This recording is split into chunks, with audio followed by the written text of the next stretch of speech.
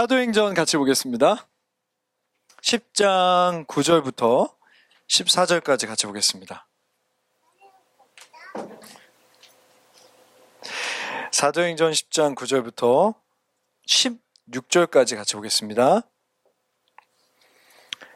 제가 9절을 보겠습니다. 교대로 읽겠습니다. 이튿날 그들이 길을 가다가 그 성에 가까이 갔을 그때에 베드로가 기도하려고 지붕에 올라가니 그 시각은 제6시더라. 그들이 시장하여 먹고 자매 사람들이 준비할 때 황홀한 중에 하늘이 열리며 한 그릇이 내려오는 것을 보니 큰 보자기 같고 네 길을 메어 땅에 들이웠더라. 그 안에 있는 땅에 있는 각종 네 발 가진 짐승과 기는 것과 공중에 나는 것들이 있더라. 또 소리가 있을 때 베드로야 일어나 잡아 먹으라 하거늘 베드로가 이르되 주여 그럴 수 없나이다. 속되고 깨끗하지 아니한 것을 내가 결코 먹지 않으나이다 한대. 또 두 번째 소리가 있을 때 하나님께서 깨끗하게 하신 것을 내가 속되다 하지 말라 하더라. 같이 보겠습니다. 이런 일이 3번 있은 후 그 그릇이 곧 하늘로 올려져 가니라. 아멘. 성령에 대해서 얘기하고 있습니다. 다음 주는 성령에 대한 설교를 안 할 것 같고요. 그 다음 주에 이제 성령에 대한 마지막 설교를 기백 목사님이 하고 아마 18번의 설교로 성령에 대한 설교가 마무리될 것 같습니다. 자, 오늘 한번 우리가 들었던 얘기를 다시 한번 정리해보면 첫날은 이런 얘기를 시작을 했죠. 하나님이 천지를 창조하셨다. 근데 번역이 조금 아쉽다 그랬어요. 하늘과 땅이라고 하는 게 맞습니다. 왜냐하면 그 다음 구절에 바로 땅이라는 단어가 이어져 나오거든요. 하나님께서 하늘과 땅을 창조하셨다. 그러니까 땅은 아름답고 꽉 차 있고 질서가 있었다라고 말하면 좋겠는데 땅은 혼돈하였고 캄캄하였고 공허하였다. 이렇게 시작해요, 성경이. 심지어 하나님이 만들었는데 우리가 만든 게 아니죠. 그래서 우리는 땅의 사람이라 때로는 혼돈하고 공허하고 때로는 우리 안에 흑암이 느껴질 수 있다는 얘기를 우리가 가장 먼저 시작했어요. 그렇지만 그것은 불완전한 게 아니었죠. 그 땅을 여전히 품고 계시는 하나님의 영, 성령, 즉 우리는 창조됐을 때부터 창조의 영이신 성령과 함께 있기를 전제 조건하고 창조되었다. 우리가 그것이 시작이었어요. 그 다음에는 기백 목사님이 했던 그냥 이런 얘기, 우리가 딱 그릴 수 있는 정말 경치 좋은 산 근처, 남양주, 양평, 요새 카페도 많죠. 딱 산을 보면서 하나님과 앉아서 편안하게 얘기할 수 있다. 그것이 성령이시다. 인격이시고 우리는 그분과 친밀함을 누릴 수 있다. 그 다음에 성령이 이 땅에 오셨던 사도행전 1장, 2장, 3장, 왜 성령이 이 땅에 오셨고 그것이 마지막이 시대라고 성경이 예언했는지에 대한 이야기를 했어요. 여러분 팟캐스트 가면 들을 수 있어요. 나중에 꼭 한번 들어보세요. 그리고 나서는 성령이 우리를 구원해 나가신다. 우리를 돌이키게 하시고 우리를 예수를 닮아가게 하시고 우리가 어떤 상황이 있어도 다시 구름 기둥처럼 불기둥처럼 포기하지 않고 끝까지 우리의 방향을 지시하시고 우리와 함께 하신다는 얘기. 그리고 성도의 방향은 그 성령의 충만함이란 이야기. 성령의 충만함을 교회에서 여러 가지 다른 말로 해요. 이런 말이죠. 하나님과 친밀함을 누리세요. 하나님의 임재 안에 거하세요. 하나님이랑 더 가까워져야 됩니다. 다 같은 얘기죠. 성령의 충만. 그렇다면 어떻게 성령 충만합니까에 대해서 여러분 말씀을 보세요. 말씀에 나아가기만 하면 여러분 하나님이 여러분 가운데 또한 충만하게 하실 겁니다. 그 여러분 기도의 깊은 곳으로 들어가세요. 기도 시간을 기다리는 성도가 되기를 원해요. 이런 얘기를 했습니다. 그리고 지난주에는 대단히 충격적인 얘기 들었죠. 이런 얘기예요. 미리 전제를 하지 마시고 미리 오해하지 마시고 들어주세요. 오늘 처음 오신 분들이 계시니까. 아내들이여 남편들에게 순종해라. 남편들이여 아내들을 사랑해라. 저라면 못했을 설교. 지금 결혼과 거리가 먼 우성전사님 정도니까, 그러니까 불가능하다는 뜻은 아니에요. 불가능한 뜻은 아닌데 현재로서는 아무도 없으니까 거리가 먼 우성전사님이니까 할 수 있었던 설교가 아닌가. 구름 하나 보이지 않아요. 그러니까 할 수 있는 설교예요, 이게. 여러분, 그래서 우리가 상처가 없이 설교를 들을 수 있었어요. 모르는 사람이니까. 상상 가운데 얘기했던 거니까. 그런데 우리가 그 얘기가 끝이 아니라고 그랬어요. 우리가 오해할 여지가 없었죠. 지금 무슨 뜻이냐. 자, 그 다음 얘기를 봤더니 부모 자식 간의 이야기도 하더라. 그 다음 얘기를 봤더니 종과 주인 간, 그러니까 직장 상사와 하사 가운데 이야기도 하더라. 그리고 성령의 충만함에 대한 얘기더라. 쉽게 해볼게요. 남편들은 남편들은 와이프한테 복종하면 안 돼! 절대 사랑만 해야 돼! 그렇게 얘기한 게 아니라는 거죠. 아내들은 남편을 증오해. 절대 사랑하지 마. 그냥 복종만 해. 이런 얘기가 아니라는 거죠. 즉 무슨 뜻이었는가? 골로새서의 평행 본문, 그러니까 비슷한 병행 본문과 비교해 봤더니 성령의 충만함이라는 것은, 김건우, 김강우, 성령의 충만함은 어디에서 나타납니까? 정답. 우리 아이들도 알아요, 그렇죠? 수요 예배 끝나고 저희 가정예배드리면서 계속 리마인드해요. 거의 세뇌 수준이에요. 다시 한번 해볼게요. 이건 팟캐스트에 안 들어갔을 테니까. 성령의 충만함은 관계에서 나타난다는 거죠. 여러분, 기도 시간이 길어졌어요? 기도가 깊어졌어요? 하늘에 신령한 것을 보고 신령한 언어를 사용해요? 기도를 깊이 했더니 능력이 나타나요. 영분별을 대고 병을 고치고 예언을 해요? 축하합니다. 성경 지식이 많아졌어요? 성경 읽을 때마다 뜨거워져요? 다 좋습니다. 그렇지만 성령의 충만함은 그래서 관계 가운데 나타나야 되는 거죠.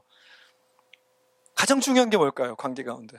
수많은 기독교의 멋진 덕이 있지만, 도덕이 있지만 가장 중요한 건 사랑입니다. 몇 가지만 얘기해 볼까요? 사랑은 오래 참습니다.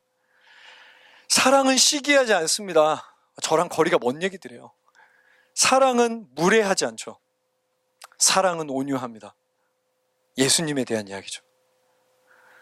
우리가 누군가에 대해서 부모 자식 간에, 남편과 아내 간에, 또 우리가 직장에서 겪는 모든 관계에 우리가 최선의 성령의 충만함으로 누군가에게 정말 너무너무 부족하지만 그 사랑을, 그 예수님의 모습을 나타낼 때 여러분은 성령 충만하신 거예요. 그리고 그것이 우리의 삶의 방향이 되기를 기대합니다. 자, 오늘은 이런 얘기를 해볼게요. 이제는 성령과 교회에 대한 얘기를 할 텐데 어떤 교회가 좋은 교회라고 생각하세요? 제가 아티클을 좀 살펴봤더니 이런 기사가 있었어요. 5가지 정도인데 한번 여러분이 5점 만점으로 점수를 한번 매겨보세요. 저희 씨앗을. 처음 오신 분들은 하지 마세요. 저희 상처받으니까. 1점부터 5점까지로 1점은 나쁨, 매우 나쁨, 5점은 매우 좋음. 이걸로 한번 평가해 볼게요. 1번. 정직한 부담을 요구하는 교회를 찾아라. 예를 들면 교회 왔는데 뭐 헌금도 하지 마세요. 헌신할 필요도 없어요. 이 교회는 아무것도 할 게 없어요. 라고 말하는 교회는 별로 안 좋은 교회래요. 제가 말하는 게 아니에요. 기사에 나왔던, 아티클에 나왔던 얘기예요. 2번. 예배가 살아있는 교회를 찾아라. 3번. 선교와 구제에 대한, 구제는 뭐 가난한 사람들이나 힘든 분들이겠죠. 돕는 열정과 비전 있는 교회를 찾아라. 4번.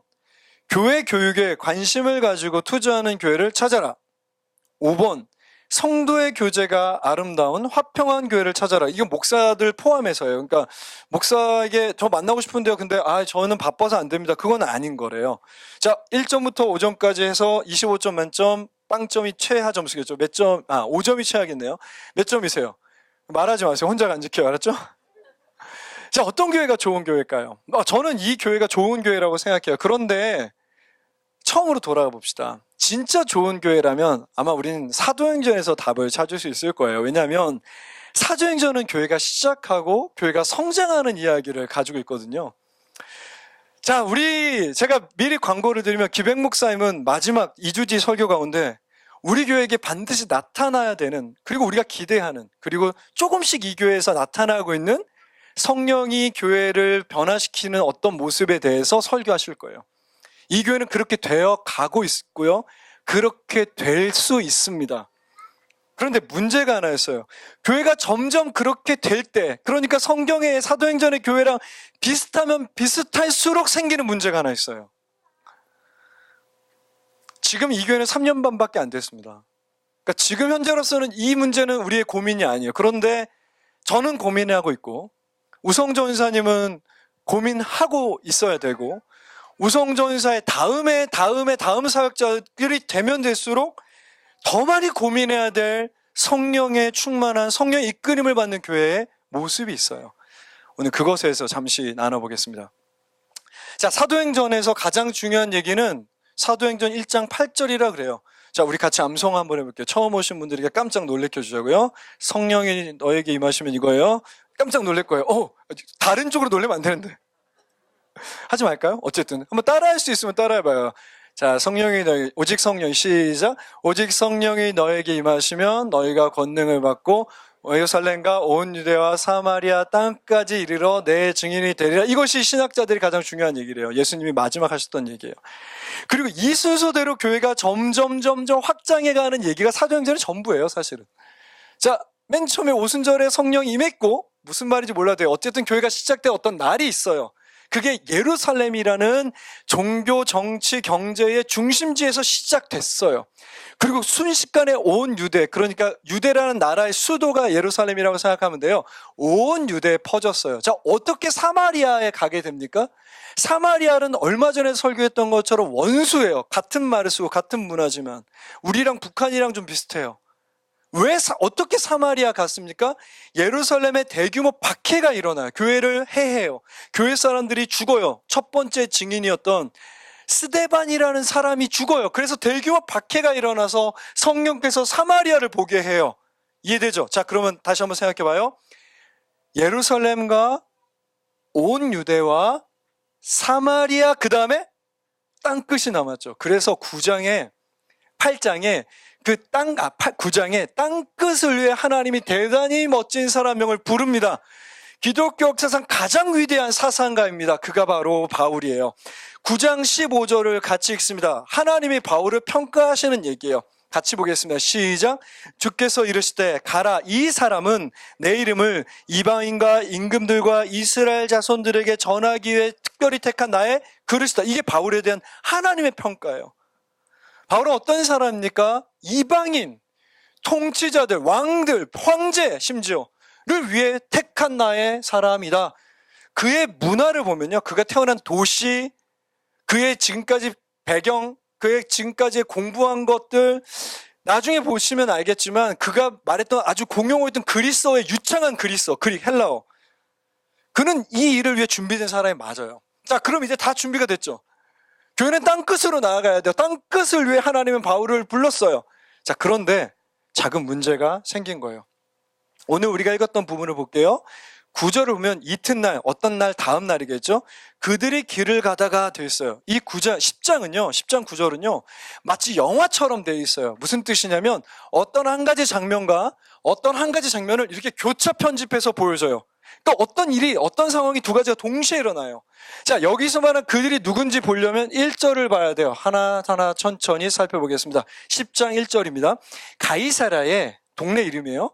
고넬료라는 사람이 있는데 특별하죠. 그 다음에 같이 읽어봅시다. 시작. 이달리아의 부대라는 군대 백부장이에요. 이탈리아 사람, 로마의 공무원이에요. 군무원이죠. 군인. 100명 정도를 통치하는 장교예요. 2절 보겠습니다. 그가 경건하여 온 지방과 더불어 하나님을 경외하며 백성을 많이 구제하고 하나님께 항상 기도하더니 3절. 하루는 제90중 오후 3시를 말합니다. 환상 중에 하나님의 사자가 고넬료와 불렀어요. 여기까지. 무슨 뜻이냐면 2절 오면 하나님을 경외하는 사람, 영어로 하면 God fearer예요. 하나님을 경외하는 사람. 와, 진짜 신앙이 좋았나 보다. 되게 멋있었나 보다. 그런 뜻이 아니에요. God fearer는 고유명사예요. 어떤 특정한 한 종류의 사람을 가리키는 표현이에요. 뭐냐? 이방인이었는데 유대교로 귀의한 사람. 다시 한 번만요. 이방인이에요. 근데 유대교 신자를 하나님을 경외하는 사람이라고 말했어요. 무슨 뜻인지 아시겠죠? 그는 유대인처럼 정해진 시간에 기도를 하는데 오후 3시에 성령께서 환상을 보여주시는데 천사가 나타나 지금 요바에 있는 베드로를 너희 집에 초청해라 이렇게 얘기해요. 자, 가이사랴에서 오후 3시에 환상을 봤는데요. 지금 베드로가 있는 건 요바라는 도시는 사마리아와 유대의 경계선에 있는 항구 도시예요. 이스라엘의 딱 중간쯤에 있어요. 대략 45km 정도 돼요. 그럼 1km에 우리가 4시간 정도 걷는다고 하면 10시간 거리죠. 10시간, 11시간 거리. 지금 무슨 뜻이냐? 전날 오후 3시에 하나님 환상을 보여줬는데 다음날 점심쯤에 요바에 도착했다면 지금 고넬료는 고민하지 않고 순종했다는 뜻이에요. 바로 사람을 보내요. 데려오라고. 이해되죠? 이 상황에서 베드로의 이야기가 이어지게 되는 거예요. 9절을 다시 한번 보겠습니다. 베드로는 12시에 정오에 기도하러 올라갑니다. 10절. 그가 시장을 먹고 잠에 사람들이 준비할 때 황홀한 중에 들어갑니다. 황홀한 중, 영어로 엑스터시라는 뜻이에요. 여러분이 아는 그 단어예요. 지금 베드로는 되게 배가 고파요. 아마도 학자들은요, 12시에 기도해야 되는데 기도하다가 내려가서 내가 배고프니까 음식 준비하라고 말하고 다시 올라갔다고 말해요. 그만큼 배가 고팠어요. 자, 그렇게 배가 고파서 기도하는 가운데 엑스터시로 들어갑니다. 엑스터시는 무슨 뜻이냐면 황홀경이라는 건데, 선지자들이 하나님의 말씀을 받았던 때 상태를 보통 말해요. 그러니까 굉장히 특별한 일. 베드로의 인생 가운데서도 그렇게 자주 일어나지 않았던 대단히 어떤 특별한 일을 지금 경험하고 있는 거예요. 자, 그런데 이 특별한 일 가운데 어떤 것을 보냐면 11절에 하늘에서 그릇이 내려옵니다. 12절에 거기 모든 동물이 다 들어있어요. 13절에 베드로야 잡아먹으라 그래요. 근데 14절에 베드로가 never 이라고 말해요. 딱 성경 한 번 나오는 거 안 됩니다 라고 말해요. 여러분, 이게 무슨 뜻이냐면, 여러분, 힌두교인들이 소를 못 먹는 거 알아요? 근데 돼지고기도 못 먹어요.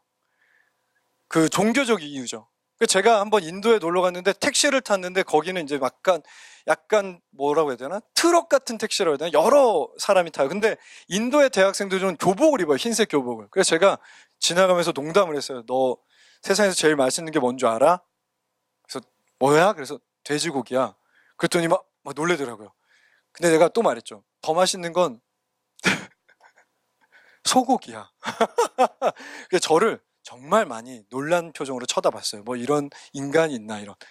여러분, 지금 2000년이 지난 2019년에도 힌두교는 동일한 관점으로 음식을 봐요. 베드로는 단 한 번도 먹어봤던 게 아니죠. 여기서 지금 속되다고 표현하는데 이거는 대단히 나쁜 표현이 아니에요. 영어로 하면 common이라고 돼서 common. 그러니까 상식이 할 때 common sense야 common. 하나님 이건 평범하잖아요. 이런 뜻이에요. 평범하기 때문에 unclean, 부정하다고 말한 거예요. 그러니까 똑같잖아요. 부정하잖아요. 이렇게 말한 거예요. 이걸 알기 위해서는 레위기를 알아야 돼요. 놀라지 말아요. 진짜 쉬우니까. 레위기는 숫자 0, 1, 2만 알면 돼요. 뭐라고요? 한 번만 더 해줄래요? 0은요 장소예요. 1도 장소고 2도 장소. 0은요 오직 이 세상에 한 사람만 1년에 한 번 들어갈 수 있는 특별한 장소예요. 거기를 지성소라고 불렀어요. 아주 거룩한 곳이에요. 1은 성소인데 그 지성소 앞인데 거기는 제사장만 들어가요. 2는 그 성소 앞인데 뜰인데 거기는 유대인들이 누구나 다 들어갈 수 있어요. 남성, 여성, 어린아이 다 들어갈 수 있어요. 0, 1, 2. 0, 1, 2. 그런데 0, 1, 2에 방금 만대로 사람이 있어요. 0은 대제사장만 들어가고요. 1은 제사장만 들어가고요. 2는 유대인만 들어가요. 그리고 레위기 후반은요 0, 1, 2가 법이 달라요. 대제사장은 결혼할 수 있는 사람이 정해졌고요. 옷도 정해져 있어요. 제사장은 대제사장과 다른데 옷도 정해져 있고요. 결혼할 사람도 정해져 있고요. 먹는 것도 달라요. 이스라엘도 먹는 게 다르고요. 이스라엘도 결혼할 수 있는 대상이 있고요. 이스라엘도 할 수 있는 게 달라요. 삶과 달라요. 삶은 뭡니까? 바로 이방이에요. 너무 쉽죠? 그러니까 이스라엘 사람인 베드로는 먹을 수 없는 게 있어요. 평생 안 먹었어요. 그게 하나님의 나라라고 생각했어요. 그것이 베드로의 영성이자 삶이자 모든 것이었어요. 그가 생각했던 하나님 나라는 어느 곳, 요빠에 있든지 유대 저 북의 가이사라에 있든지 이 법을 지키는 게 하나님 나라라고 생각했어요. 아마도 제 생각 베드로가 식사 가운데 자랑했을 것 같아요. 사람들한테. 오늘 내가 환상을 봤는데 거기 하나님이 날 유혹하더라고. 막 먹으라고 하더라고. 근데 내가 알지? 예수님 3번 부인했던 거. 오늘은 아니야 이러면서 3번 부인했었어요. 3번. 근데 베드로가 오늘 3번 다 멋있게 never 라고 말하거든요. 저는 절대 안 먹어요. 하나님 그거 저 유혹하는 거잖아요. 안 먹어요. 재밌죠? 근데 여러분 너무 슬픈 게 있어요. 바울은요 그 당시에 어쩌면 예수의 교회가 가장 먼 곳에 있던 사람이죠. 우리가 알다시피 예수를 믿는 사람들을 잡아서 죽였던 살인자였어요. 고넬료는 이방인이에요. 이탈리아의 군인이에요. 하나님과 정말 어울리지 않죠. 그런데 성령께서 예수의 음성으로 바울을 부르실 때 그는 순식간에 돌아오잖아요. 백부장이었던 고넬료는 환상 가운데 성령이 말씀하니까 바로 파송하죠. 바로 당신의 종을 욥바라는 45km 떨어진 남쪽으로 보내잖아요. 근데 베드로는 성령이 3번이나 말하는데 제발 먹으라고. 심지어 여러분 배고프다고 성경이 이렇게 too much 써놨어요. 배고픈데도 환상 가운데도 안 먹는다. 본능을 뛰어넘어서 나는 안 먹어요 라고 말할 만큼 준비가 안 돼 있어요. 베드로가 대표했던 유대 교인들은 이방인과 같이 음식 먹을 준비가 안 돼 있어요. 이방인들을 그의 교회로 받아들일 준비가 안 돼 있어요. 문제가 뭡니까? 온 유대와 사마리아 이제 땅 끝까지 가야 되는 교회가 사마리아부터 발을 한 발자국도 지금 못 떼고 있는 거예요. 왜 그렇습니까? 그들의 교리 때문이죠. 사실은 생각 때문이에요. 평생 살았던 생각. 그런데 여러분, 한 가지 이유가 더 있어요. 이 이유를 알려면요, 32절, 9장 32절에 베드로가 지금 현재 담임하고 있던 유대 전체 교회가 어떤 상황이었는지를 인식해야 돼요. 32절을 같이 보겠습니다. 저랑 같이 읽어요. 시작. 그때 베드로가 사방으로 두루 다니다가 루다에 사는 성도들에게도 내려갔대요. 루다는요, 요빠 근처에, 그러니까 요빠라는 도시랑 예루살렘 중간에 있는 도시예요. 그러니까 베드로는 지금 유대 전체를 순회해요. 기분 좋을 때 사마리아 갔다가 유대 전체를 돌아다니며 설교하고 교회 일을 하고 있어요. 3절에 보면 애니아라는 사람 나오는데, 그는 중풍병인데 지금 침상, 들것 위에 누운 지 8해가 됐으면 여러분들이 벌써 생각나는 사람이 있어요. 여러분들 있어야 돼요. 33절에 그렇습니다. 이렇게 말해요. 베드로가 이르되 애니아야, 예수 그리스도께서 너를 낫게 하시니 일어나, 내 들것, 내 침상, 내 자리를 정돈하라. 우리 다 아는 얘기죠. 이 기억나죠? 그럴 거예요. 자, 그 다음에 볼게요. 33절에 이제 요빠에 도착합니다. 거기 다비다란 여자 제자가 있어요. 37절에 오면 다비다가 죽었어요. 40절을 같이 한번 보겠습니다.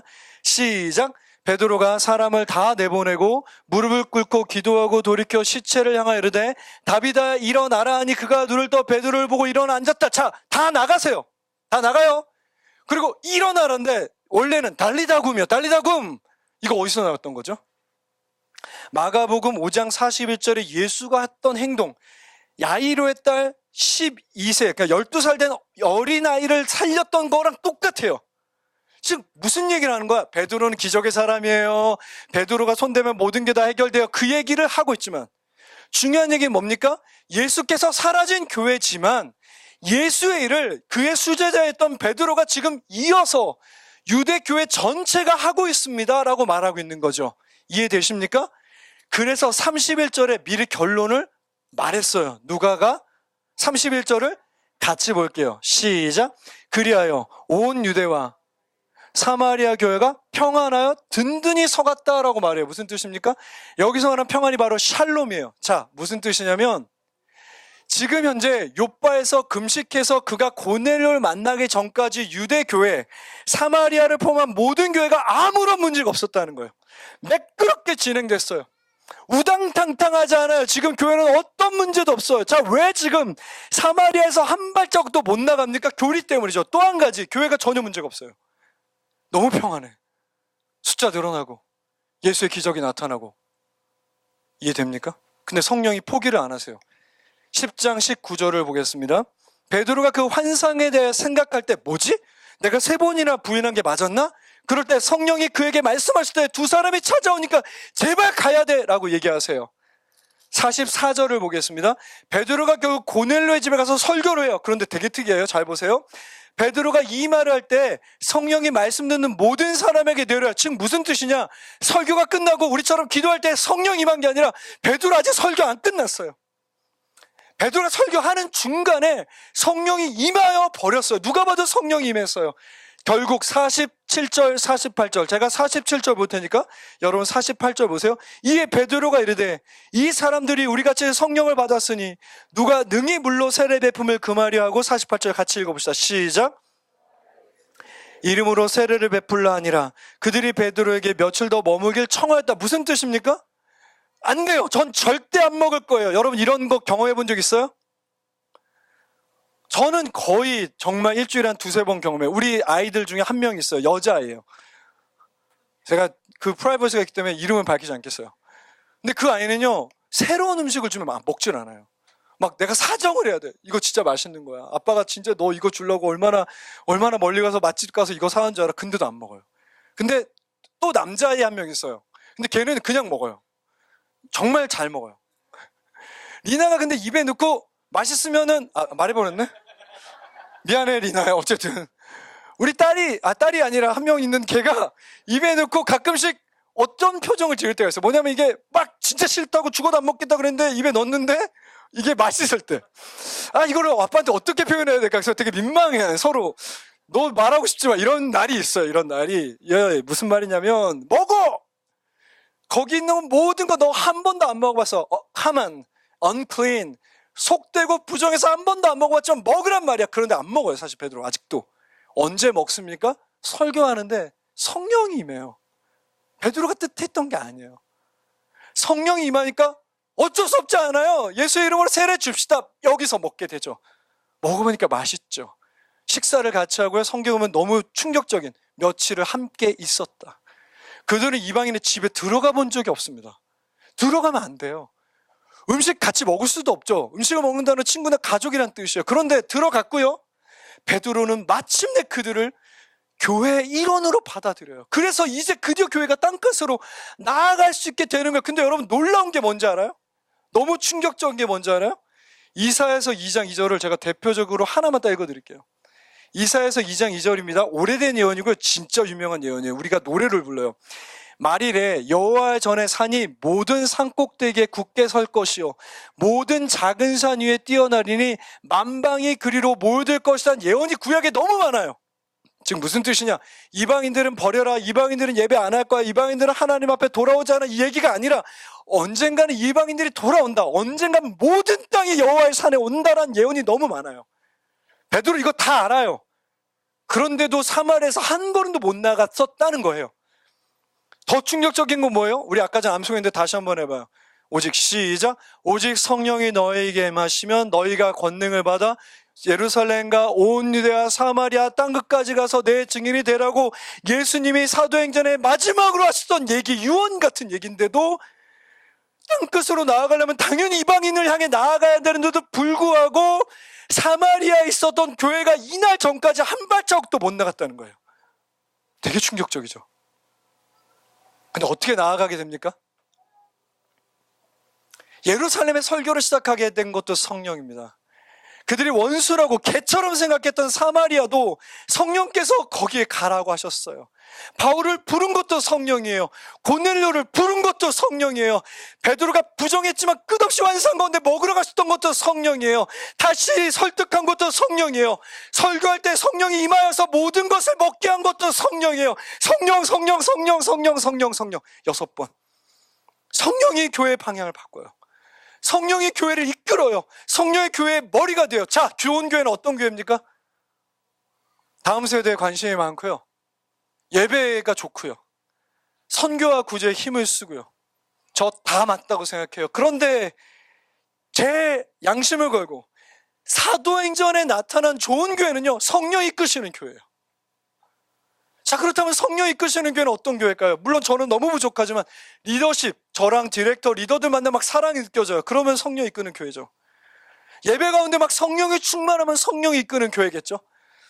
또 막 얘기하면 아멘 하세요. 이번에 처음으로 제주도 선교 20년 가는데 막 사역하는 곳마다 성령의 역사가 나타나는 거야. 할렐루야.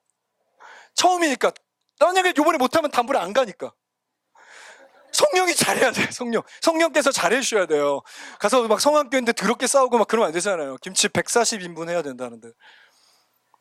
혹은 막 교회에서 성령의 역사에서 처음으로 하나님 앞에 고백하는 사람들 나타나고 막 하나님 내 삶 하나님 거에 막 삶을 하나님께 집어던지고 막 그런 사람들 나타나는 거 다 좋아요. 그것도 성령의 역사죠. 그런데 정말 중요한 게 뭔지 아세요?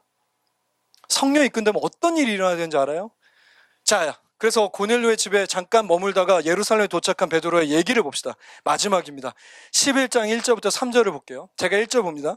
유대에 있는 사도들과 형제들이 이방인들도 하나님의 말씀을 받았담을 들었던 2절 같이 봅니다. 시작. 예루살렘에 올라갔을 때 할례자들이 비난해. 3절 같이 봅니다. 이르되 내가 무할라의 집에 들어가 함께 먹었다 하니라고 되어 있어요. 지금 무슨 뜻입니까? 베드로가 또 사고 쳤네. 말씀을 꼭 집에 들어가서 전해야 됐어? 그러니까 들어가서 뭐 먹었는데 너 혹시 몇 미터였는데 거리가? 교회가 소동이 일어나요. 삐그덕거려요. 많은 사람들이 당황해요. 많은 사람들이 혼란스러워요. 그런데 여기만 그런 게 아니거든요. 사도행전 우리 다음 가을 학기의 마지막 부분을 배울 텐데요. 계속 그래요. 무슨 뜻이냐면 사도 바울이 소아시아, 지금의 터키 지역에서 사역을 너무 잘하는데 너무 잘 돼요. 그런데 갑자기 유럽 간대요. 그래도 교회가 당황하고 혼란스러워하고 삐그덕거려요. 또 유럽에서 사역을 너무 잘했는데 이번엔 로마를 간다고 자기가 예루살렘에서 죄수가 돼서 심지어 로마로 들어가요. 그때마다 교회가 말렸어요. 가면 안 된다고 삐그덕거리고요. 누군가는 혼란스러워하고 리더십이 갑자기 떨어지니까 당황했어요. 무슨 뜻입니까? 성령 이끄는 교회는 어떻게 되는 줄 알아요? 삐그덕거려요. 성령 이끄면 당황스러운 일이 생겨요. 성령 이끄면 때로 혼란스러워져요. 성령 이끄는 교회는 어떻습니까? 회개가 일어나요. 제가 말하는 건 죄악에서 회개가 아니라 그런 작은 뜻이 아니라 성령 이끄시는 교회는 방향이 바뀐단 말이에요. 우리가 늘 고민하지 않았던 당연히 매끄럽게 이건 교회가 우리가 씨앗이 당연히 해야 되는 거야. 씨앗은 늘 이렇게 했지. 씨앗은 이걸 하니까 너무 좋아. 그걸 바꿀 수 있는 거예요. 그것이 성령 이끄는 교회예요. 우리도 언젠가 고민하게 될 거예요. 목사님, 우리가 온 유대에서 이렇게 막 죽은 사람 살아나고 난리 나는데 왜 굳이 사마리아를 갑니까? 아니, 우리가 사마리아에 마침내 도착해서 이렇게까지 교회가 잘 되고 숫자 늘어나고 평안한데 왜 합니까? 이거 왜 해야 돼요? 왜 해야 됩니까? 성령이 하라고 하시면 하는 거예요. 성령이 바람을 부시면 교회는 바람 부는 대로 움직이는 거예요. 그것이 제가 생각하는, 우리가 생각해야 될 이 사랑이 넘치는 씨앗교회죠. 최근에 대단히 중요한 일이 있었어요. 저희 교회는 지금 현재 위치적으로, 지리적으로 극동방송이라는 그 건물이 대단히 중요해요. 여러분들 관심 1도 없겠지만 저희는 정말 중요하게 생각해요. 목을 이렇게 메고 있어요. 이렇게 2년 전부터 극동방송이랑 연결이 되기 위해서 노력했어요. 아는 사람 없나? 인맥은 없나? 그런데 제가 좀 지쳐가지고 3일 금식하는데 극동방송에서 전화가 왔어요. 와달라고. 갑자기 또 금식하는데. 그래서 제가 문자 보냈죠. 멋지게. 제가 금식하는 중에 문자가 왔네요. 제가 금식하고 3일 동안, 이틀 아닙니다. 3일 동안 금식하고 있었거든요. 이렇게 문자 보내고. 그래서 극동방송에 저랑 기백 목사님이 갔습니다. 그리고 우리 교회에 대한 상황을 들으셨어요. 뭐 현재 몇 명이고 얼마가 됐고. 그래서 우리한테 그런 질문을 했어요. 도대체 성공의 비결이 뭡니까? 그래갖고 저는 평생에 처음으로 그 얘기를 들었어요. 기백 목사님은 학교 다닐 때 몇 번 들으셨다는데 성공의 비결이 뭡니까? 근데 진짜 답이 없는 거죠. 장담해. 왜 답이 없냐면 우리가 하고 싶은 대로 된 적이 별로 없어요. 여러분, 이 교회에서 청담에 하려고 그랬어요. 근데 지금 홍대에 있잖아요. 사무실은 사당동에 하려고 그랬어요. 근데 지금 사당동이 아니라 합정동에 있잖아요. 우리가 뜻대로 된 적이 없어요. 저는 그래서 한 가지 알아요. 지금 이 교회에 우리가 아무 얘기할 게 없다는 거. 제가 장담해. 이 교회는 지금 성령이 이끌고 계세요. 근데 저는 두려워요. 과연 그러한 일이 계속 일어날 것인지에 대해. 얼마 전에 목회와 신학이라는 잡지를 봤는데요. 거기 목사님이 그 교회가 너무 좋은 교회, 제가 그 교회를 비난하는 게 1도 아닙니다. 그 교회를 너무 좋은데, 자, 이 좋은 교회, 이렇게 새신자가 많이 오고 건강한 교회 비결이 뭡니까? 그럴 때 이런 얘기를 하셨어요. 매끄러운 예배입니다. 이런 예화를 주셨어요. MBC가 생방송을 하는데 1초, 2초 되면 방송사고 아닙니까? 우리 교회는 그걸 용납하지 않습니다. 매끄럽게 처음부터까지 물 흐르시 흘러가죠. 대박입니다. 근데 저는 이거 반대해요. 왜냐하면 저는 지금도 기억에 나는 수요 예배가 딱 한 번 있어요. 딱 한 번. 승현 형제가 찬양을 인도했는데 원래 20분이면 끝나거든요. 근데 제가 못 올라가겠는 거예요. 이 예배를 망칠까 봐. 설교를 안 하는 게 낫겠는 걸. 그래서 승현한테 그냥 너가 계속해. 그리고 계속 나갔어요. 그래서 1시간이 됐어요. 그때도 고민했어요. 하나님, 오늘 설교를 해서 제가 이 예배 망쳐야 돼요? 그냥 하나님이 오늘 그냥 쭉 이렇게 그냥 끝내시면 안 돼요. 이제 9시가 거의 다 8시 반이었어요. 근데 하나님이 그냥 하지 그래. 그래서 제가 설교를 제가 꾹 참고 그냥 할게요가 됐거든요. 진짜 좋았던 예배가 있었어요. 설교를 하면 망칠 것 같은 예배. 저는 이 예배가 매끄럽게 진행되는 걸 원하지 않아요. 어떤 거 원하냐면 진웅 형제든 재영 형제든 승현 형제든 막 노래하다 기타줄 막 다 끊어져 버리는 거야. 목사님 어떡해요? 그럼 나는 기도하는 거죠. 이렇게. 하나님 기타줄이 없네요. 막 이러면서. 그리고 내 곡을 우리는 이미 토요일날 금요일날 무슨 노래 할지 다 알거든요. 그래서 주보도 만들고 다 해요. 근데 갑자기 여기 자막이 안 나오는 거예요. 승현이가 다른 거 하는 거예요. 막 영어 노래하고 막. 우리가 되게 저 뭐 하는 자식이야? 막 이런 느낌. 대표기도 오늘 너무 좋았어요. 동규 형제. 그런데 대표기도 하다가 막 뭐 말을 못 읽는 거예요. 막 너무너무 성령 충만해서. 그리고 대표기도가 하나님, 근데 사실 성도 여러분, 지금 하나님이 성령께서 제 안에 마음 주시는데 같이 기도할까요? 설교자가 설교하다가 말을 못 읽는 거예요. 가끔 기백 목사님이 이렇게 입을 이렇게 하시면서 막 이렇게 하시잖아요. 나 그때가 제일 좋아요. 성령이 역사하고 계시는 거야. 목사님의 인격에. 저는 그게 왜 목사님은 잘 울지 않아요, 원래. 여러분, 목사님은 울지 않아요. 목사님은 그렇게 감성이 막 예민하신 축구 좋아하셔서 그런 줄 알았던 그런 분이 아니에요. 드라마 보고 막 우시는 그런 타입 아니란 말이에요. 그런데 막 자기의 죄와 악과 자기의 삶이 너무 오래돼서 막 설교가 끊어질 때, 갑자기 설교 때 다른 얘기할 때, 갑자기 설교할 때 은율이 막 나오고, 도유 튀어나오고, 건우강우 쓸데없는 얘기하고. 저는 그게 좋아요. 성령에 간섭할 수 있는 틈이 있으니까. 전 예배가 매끄러워지길 원하지 않아요. 근데 이건 예배뿐이 아니에요. 저는 이 교회 행정, 이 교회 조직, 이 교회 사역, 이 교회 훈련, 그 어떤 것 하나도 매끄러운 걸 원하지 않아요. 근데 어려워요. 왜 어렵죠? 우리가 성공하고 있기 때문이에요. 우리는 절대 그렇게 생각 안 해요. 우리는 그냥 여기 와서 그냥 개척교회 섬기고 있어. 그런데 나도 이번에 처음 극동방송 가서 알았어요. 왜 이렇게 좋아요? 왜 이렇게 성공해요? 그 질문 처음 하다 보니까 남들이 그렇게 생각할 수 있다는 생각이 들었어요. 제가 전에 일했던 직장이 있는데요. 교회예요. 되게 유명한 교회고, 그 교회 원로 목사님 진짜 유명해요. 완전 짱이에요. 돌아가셨어요. 진짜 정말 좋은 분이에요. 근데 그분이 미국 유학 가기 전에 가족들을 안 만나셨어요. 새벽 5시까지 제자들과 밤새 성경에 대한 하나님의 이야기 하시다가 아이들과 인사도 못하고 공항에서 비행기 타고 가셨대요. 그래서 그 교회는 법이 하나 있어요. 사모님이, 그러니까 목사님의 와이프가 목사님의 설교를 못 들어요, 본당에서. 왜? 거긴 줄을 서야 되거든요. 근데 사모님이 저는 사모님이니까 이렇게 들어갈 수가 없잖아요. 근데 사모님이 거기서 줄 서 있을 수도 없잖아요. 그래서 숨어서 예배 드려요. 그래서 그게 법이 됐어요. 절대 같이 예배 드리면 안 돼요. 저희 아이들과 제 와이프랑. 주차장이 1km 떨어져 있어요. 그 주차장에 차를 세우고 제가 100m 앞에 걸어가요.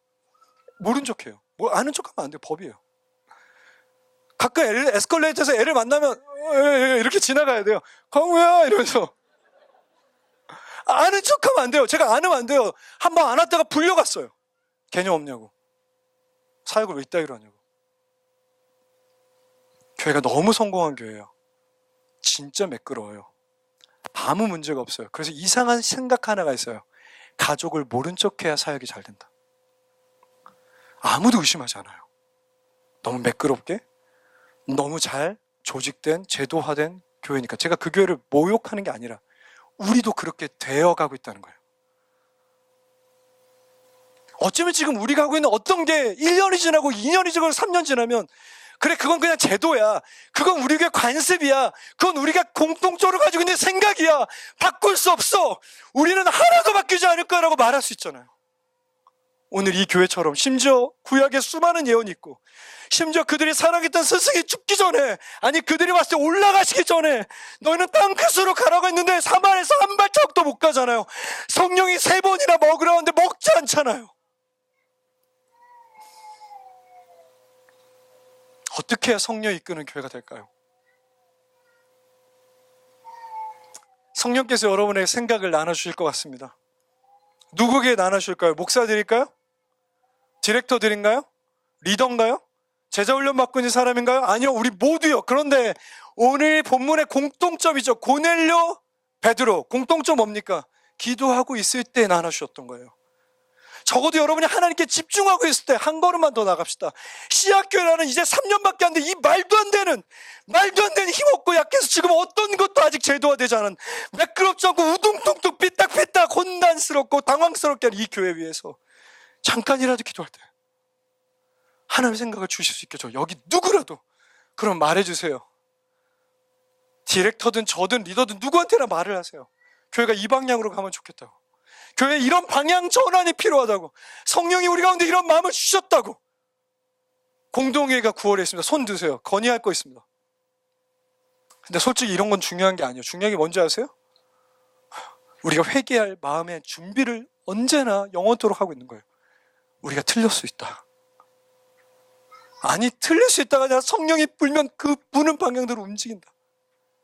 성령이 우리 이끄면 우리 교회는 주인이 성령이니까 우리가 방향이 있고 제도가 있고 우리가 원했던 방향이 있지만 성령이 만약 그렇게 하신다면 우리는 움직인다. 각오를 하셔야 돼요. 각오를 하셔야 돼요. 저부터. 교회는 올 1월에 중요한 결정을 해야 됩니다. 저희 리더십들은 특별히 저랑 목사님이랑 우성 이제 9월 달부터 정말 많은 일을 한 가지 해야 돼요. 그게 뭐냐? 장소 이전을 해야 됩니다. 보세요. 앉을 자리 없죠. 휴가인데도. 올해 210명이었습니다. 이 공간의 캐파는 220명이죠. 200명, 210명이 계속 왔었어요. 뭔가 다음 공간을 준비해야 돼요. 그래서 저는 1년 전부터 준비하고 있었어요. 그런데 저는 기도하길 원해요, 우리가. 하나님이 우리가 지금까지 했던 것처럼 생각지도 않은 방향으로 이끌어 가셨으면 좋겠어요. 어떤 것도 가능하지 않습니까? 정말 기도가 필요해요. 온 유대와 사마리아 교회는 어떤 문제도 없었어요. 샬롬했다, 평안했다. 그런데 성령은 그 교회의 방향을 바꾸기를 원하셨어요. 그리고 그 교회는요, 우당탕탕 삐그덕삐그덕, 너는 왜 불신자, 너는 왜 할례자랑 같이 밥을 먹냐, 무할례자랑 밥을 먹냐. 교회가 때로 혼란스럽지만 성령이 이끄시는 데 교회가 움직입니다. 저는 이 교회 온 사람들이 바로 그런 것들을 경험하면 좋겠어요. 예배의 아름다움, 찬양의 뛰어난 거, 뭔가 우리가 가지고 있는 아이디어의 독특한 거 말고 우리의 모든 조직과 행정과 양육과 예배와 훈련과 사역 가운데 역사하시는 성령, 우리가 보여드리고 싶은 거 그 성령이에요. 이 교회가 그렇게 되기를 같이 기도하고 준비하십시다. 아멘입니까? 같이 기도하겠습니다. 사랑의 주님, 인격이신 성령께서 교회된 베드로를 설득하시고 이끄시고 그의 변화를 통하여 때론 교회가 퉁탕퉁탕 당황하고 혼란스러웠지만 그렇게 끊임없이 교회를 땅끝으로 주가 말씀하신 대로 인도하셨던 것처럼 혹시 우리의 발이 지금 예루살렘에 묶여 있다면, 우리의 발이 유대에 묶여 있다면, 우리의 발이 사마리아에 묶여 있다면 주님 원하시는 곳으로 한 걸음 더 나아가라 하실 때에 움직일 수 있는 교회가 되게 해주십시오. 영원토록 성령께서 인도하시고 영원토록 성령께서 주인이 되어 주십시오. 하나님, 이 교회의 모든 것을 주 앞에 맡겨드립니다. 이 모든 말씀 우리 주 예수 그리스도의 이름으로 기도하였습니다. 아멘.